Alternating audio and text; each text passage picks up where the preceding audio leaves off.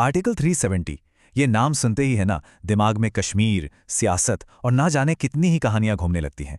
तो चलिए आज इस पूरी कहानी को, इसके हर एक पहलू को जरा करीब से समझते हैं।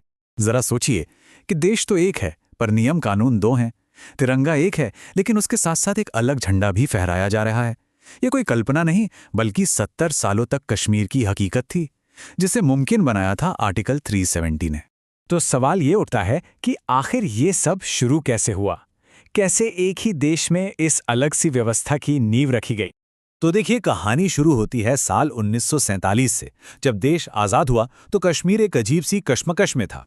महाराजा हरि सिंह ये तय नहीं कर पा रहे थे कि वो भारत के साथ जाएं या पाकिस्तान के।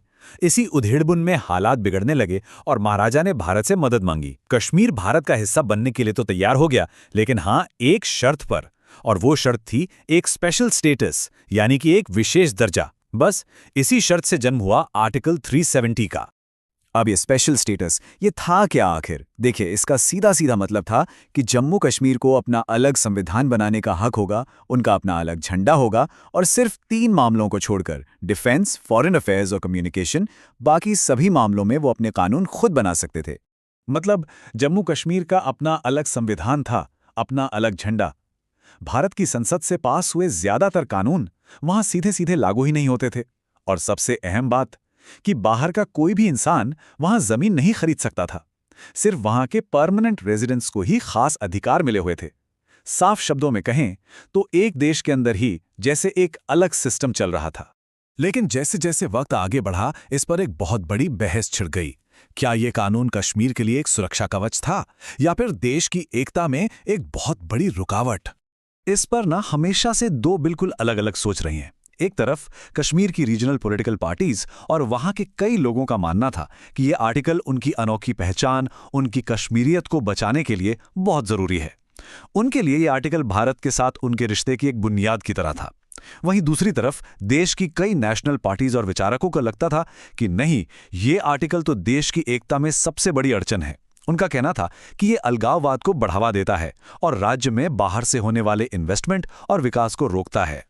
ये बहस कोई 1-2 साल नहीं बल्कि दशकों तक चलती रही। कश्मीर में हालात कभी शांत होते तो कभी तनाव से भर जाते। और फिर आई वो तारीख जिसने इस पूरी कहानी का रुख ही हमेशा के लिए बदल कर रख दिया। 5 अगस्त 2019। इतिहास में दर्ज ये सिर्फ एक तारीख नहीं है, ये कश्मीर के लिए एक नए दौर का ऐलान था।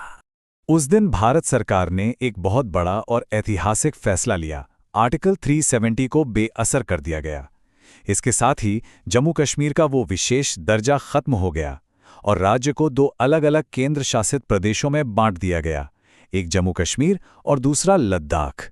ये फैसला किसी के लिए जश्न का मौका था तो कई लोगों के लिए एक बहुत बड़ा शॉक।